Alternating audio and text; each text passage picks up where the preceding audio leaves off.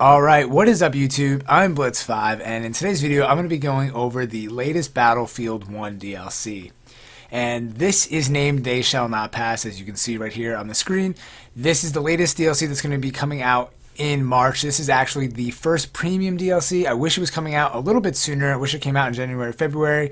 But beggars can't be choosers, and that's the DLC schedule that they have decided to go with. So normally I don't buy premium passes anymore because I'm just getting burned on them in the past.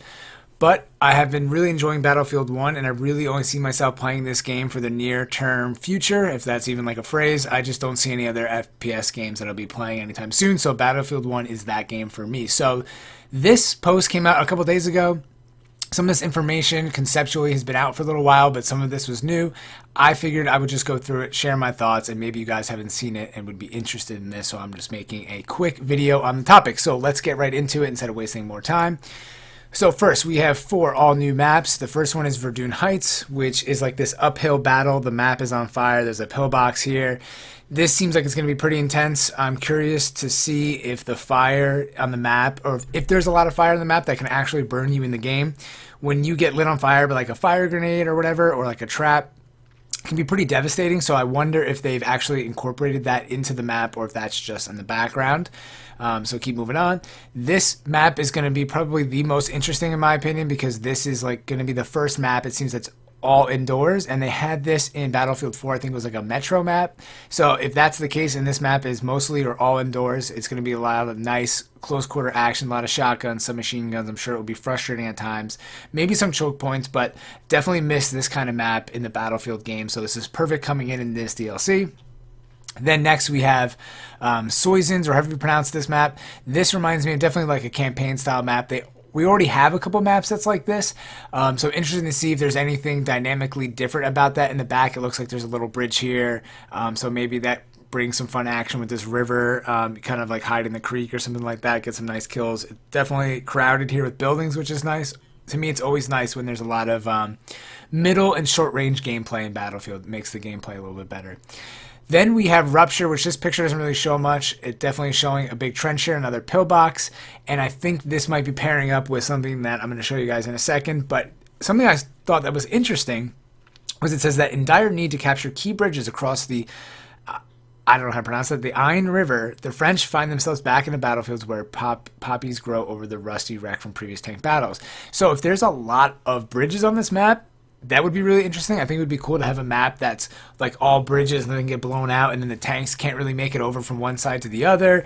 That makes a different dynamic. I don't think that's what this map is going to be like, but I think it would be cool if it was. So I'm just going to throw that out there, but who knows. This picture doesn't show a whole lot, but we'll see when it comes out. Now, on to the more interesting things, in my opinion. We knew we were going to get a couple maps. To me, I didn't really mind what they were going to be. I'm a little disappointed one's not a winter map, a snow map, but you know, this is what I was kind of excited for, is that the French is now in the army. They don't have any details on any new guns or anything like that, but what's coming next is pretty cool.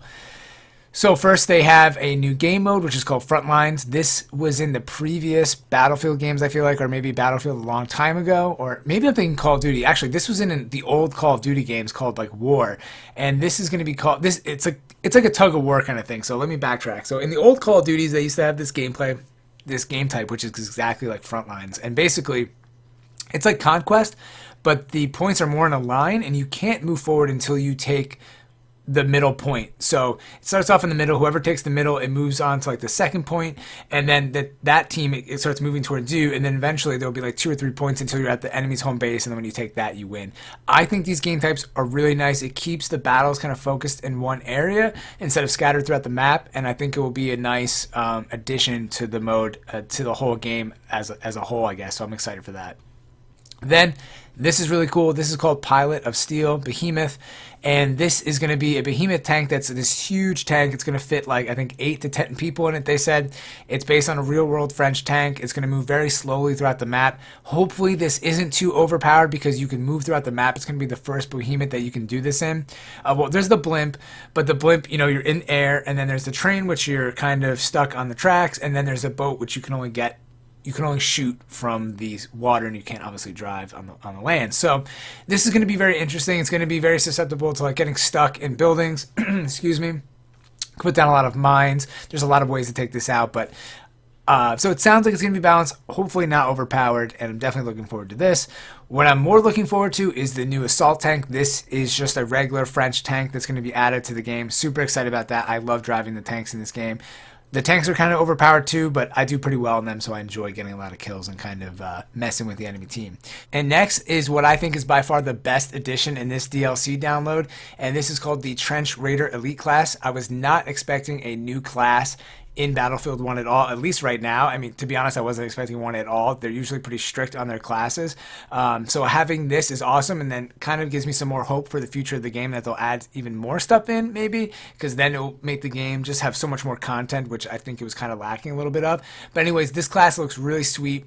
You're a trench class, and it's focused on melee skills and also grenades. So it says here that use the melee skill of the new elite class, the Trench Raider, with the brutal Raider club and the impressive grenade arsenal. You will be terrifying sight. So I thought that was pretty cool. And then scrolling quickly back up to this map, there was like just this trench image of the trench.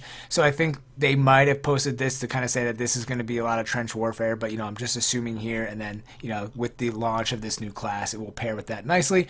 I'm all about grenades, and I love hacking people up in this game, so I'm definitely going to be using the shit out of this class, and I'm interested to see what new weapons are in here. I'm hoping that there's some new weapons just to make things different. Like I said, I'm all about having more and more content and more incentives to play the game and unlock new things, so that helps a lot. Then last but not least, this is kind of boring, but this is a new stationary weapon. I'm kind of confused by this. I guess it's just a new field gun. It's the Siege Howitzer, which can be operated by an infantry player. The new stationary weapon is operated through indirect aiming, firing in the same vein as mortars and artillery and vehicles. So I guess it's just what a howitzer is in real life. It's like a field gun, but more of a mortar strike. So we'll see how this works. I guess maybe this will just allow you to hit things that are closer than the field gun, or like over a building, because if there's a building in the way, the field gun obviously isn't going to be able to get through it. So if anything, this probably should have been what the field gun was at first, or maybe both of these. This isn't an amazing addition, but anything new to the game is always really great. So I guess that's pretty much it. This is the Battlefield 1 They Shall Not Pass March DLC.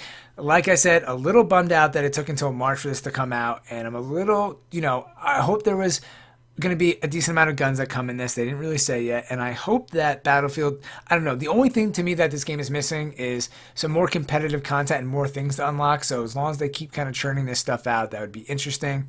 And for the next DLCs, I hope to see maybe like another campaign story mode or something like that, or Russia, or a winter map. Those are the kind of things that I really want to see in the next one. So anyways, hope you guys enjoyed this video. I purchased the premium DLC. If you don't have Battlefield, I would definitely recommend taking a look at buying it. I'm going to put a link down in the description box below. There is a Xbox One S Battlefield 1 bundle for $220. If you don't have Battlefield 1, it's definitely not too late to play. I'm going to be playing this thing like probably at least into the springtime, hopefully into the summertime. Like I said, I'm not planning on buying any other first-person shooter games, so consider buying it or going on eBay or Amazon, checking out this game, getting the premium pass, and if you play on Xbox, feel free to add me at Blitz5. So, as always, thank you all for watching. Like I just said, I'm Blitz5, and peace out.